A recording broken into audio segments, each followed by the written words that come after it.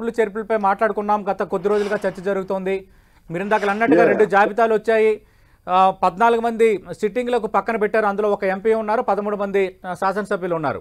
కానీ ఈ రోజు కూడా కొందరిని పిలిచి మాట్లాడిన తర్వాత ముందు నుంచి వైఎస్ఆర్ కాంగ్రెస్ పార్టీలో ఉన్న రాయదుర్గం ఎమ్మెల్యే కాపు రామచంద్రారెడ్డి గొంతు కోసారన్న ఆ తరహా వ్యాఖ్యలు కూడా చేసి పార్టీ గుడ్ బై చెప్తున్నాను అని అన్నారు. అలాగే మనం పూతలపట్టు ఎమ్మెల్యే ఎంఎస్ బాబు, అంతకుముందు గిద్దలూరు ఎమ్మెల్యే చేసిన కామెంట్స్ ఇవన్నీ చూస్తున్నాం. ఏం జరగవచ్చు సార్? అంటే ముందు నుంచి పార్టీతో ఉన్న నేతల ఈ తరహా రెస్పాండ్ అవ్వడాన్ని ఎలా చూడాలి? ఎంఎస్ బాబు వరకు మళ్ళీ ఏదో గొంతు కొంచెం ఇటు సర్దుకున్నాడనే ఇందాక వార్త ఎక్కడో చూసాను నేను. అవును సార్, అవును. బట్ ఇది మాట కాపు రామచంద్రారెడ్డి విషయంలో ఆయన సీరియస్ గానే కామెంట్స్ చేశారు. ఆళ్ళ రామకృష్ణారెడ్డి అంతకుముందే వెళ్ళిపోయారు. గిద్దలూరు ఎమ్మెల్యే వన్న రాంబాబు ఆయన నేను పోటీ చేయనన్నారు. పోటీ చేయనంటే టికెట్ లేదు కాబట్టి అంటే అసంతృప్తితోనూ ఒక విధమైన నిరసన కూడా దాంట్లో ఉన్నటువంటి పరిస్థితి.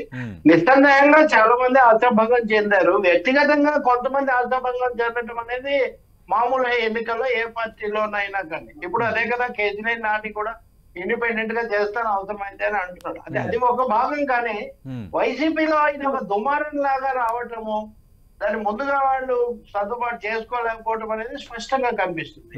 ఇంకోటి చాలా విపరీతమైన విశ్వాసం ఉందని చెప్పుకుంటూ ఇన్ని సామూహికమైన మార్పులు చేస్తే తప్ప లాభం లేదు అని పరోక్షంగా అంగీకరించడం కూడా నిస్సందేహంగా పార్టీకి ఒక ఎన్నికల సమయంలో ఒక నెగిటివే.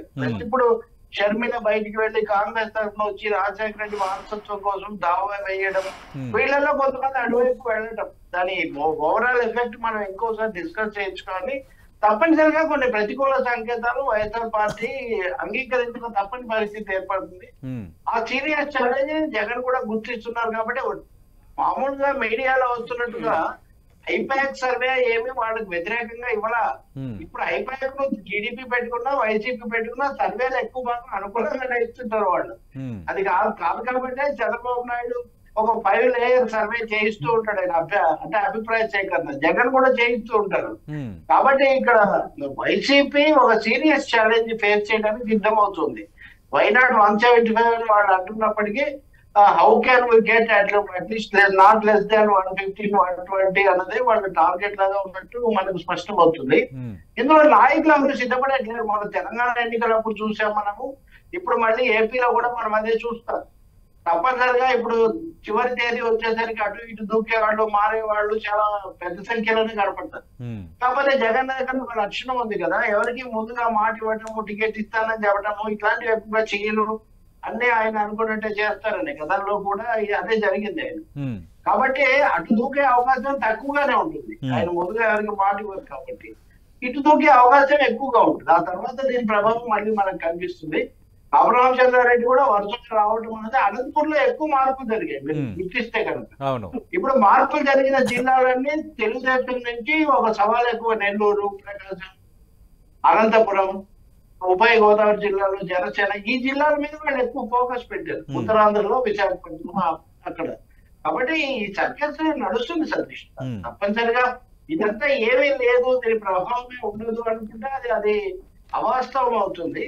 రెండవది దీన్ని ఏకపక్షంగా చూస్తే కూడా ఏమి మనం సరైన చిత్రాన్ని కూడా రాలేము. ఇటువైపు కూడా ఏమి జరుగుతుంది, ఇటువైపు అభ్యర్థులు ఎవరు నిలబెడతారు అన్నది కూడా మనం చూడాల్సి ఉంటుంది. పూర్తి చిత్రం మనకు తెలుగుదేశం జనసేన జాబితా వచ్చిన తర్వాత మాత్రమే మనకు పూర్తి చిత్రం బోధపడుతుంది.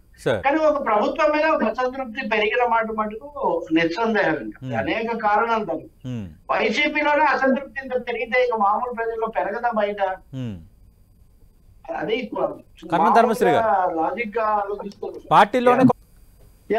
సతీష్, ఇప్పుడు జీవిరెడ్డి కొంతవరకు వాస్తవాలు ఆయన చెప్తూ ఉన్నాడు. నిజమే, ఏ పార్టీలో అయినా కానీ ఇప్పుడు తెలుగుదేశంలో ఇప్పుడు నిజానికి ఈ పార్టీలో చాలా మంది వాళ్ళు ఉన్నారు, ఆ పార్టీలో చాలా మంది వీళ్ళు కూడా ఉన్నారు. ఎందుకంటే దాదాపు 23 మంది ఇటు వచ్చి ఓడిపోయిన వాళ్ళు ఉన్నారు. అటువైపున కూడా తెలుగుదేశం కాంగ్రెస్ లో నుంచి వచ్చిన వాళ్ళే కదా వైసీపీలో ఉన్న వాళ్ళు చాలా మంది. కాబట్టి పార్టీల షేప్ మారింది. విభజన తర్వాత వైసీపీ, టీడీపీ కొత్త షేప్ లో అవి వచ్చాయి. ఇప్పుడు ఏం జరుగుతుంది అనేది మనం చూడాలి. కానీ ఎమ్మెల్యేలకు సంబంధించి మటుకు జగన్ ఒక 6 నెలల నుంచి స్కోర్ తీస్తున్నాను, అవకాశం లేని వాళ్ళని తగ్గించాల్సి వస్తుందని ఒక మాట బహిరంగంగా చెప్తూ వచ్చిన మాట మాత్రం నిజం. ఇప్పుడు వాళ్ళకి గతంలో కూడా 2-3 సార్లు చెప్పి ఉంటారు. వాళ్ళు అప్పటి నుంచి కూడా ఇంకా చివరి ప్రయత్నం లాగా వాళ్ళ ప్రయత్నం వాళ్ళు పార్టీ కావాలంటే వీళ్ళని మార్చారు అనేది వీళ్ళు చేస్తున్నారు. ఇది ఇప్పుడు 150 మందిలో ఇంకా ఇప్పటికి 3 రౌండ్లు అయినట్టున్నాయి. మిగిలిన 2 రౌండ్లలో కూడా ఎంతమందిని తగ్గిస్తారో కూడా మనం చూడాల్సి ఉంటుంది. 150 మంది ఎమ్మెల్యేలు ఉన్నప్పుడు తప్పకుండా కొంతమంది తగ్గించే వాళ్ళ సంఖ్య కూడా ఎక్కువగానే ఉంటుంది. కానీ పార్టీలో అంతర్గత ప్రజాస్వామ్యము, ఆ వాతావరణము మాట్లాడుకోవటము అది రావాల్సిన అవసరం మాత్రం ఉంది. ఆ డ్యామేజ్ లిమిటేషన్ ఎలా చేస్తాడు, అందులో జగన్ ఏ మేరకు జయప్రదం అవుతాడు అన్నది చూడాలి కదా. అది పెద్ద ఛాలెంజ్, అందులో ఏమీ సందేహాలు. అలాగే టీడీపీ కూడా 30 సీట్లు జనసేనకి ఇచ్చి రేపు కుదిరితే బీజేపీకి 10 సీట్లు ఇచ్చి 40 మందికి పోయిన తర్వాత చాలా మందికి వాళ్ళలో కూడా అవకాశాల సమస్య ఏర్పడుతుంది. సో అందుకే నేను అంటున్నా ఇరు పార్టీలో దృశ్యం ఇంకా పూర్తి కాలేదు అని మటుకు నేను భావిస్తున్నా. ఇంకా పోటీ టెన్షన్ బీపీ కొనసాగుతుంది.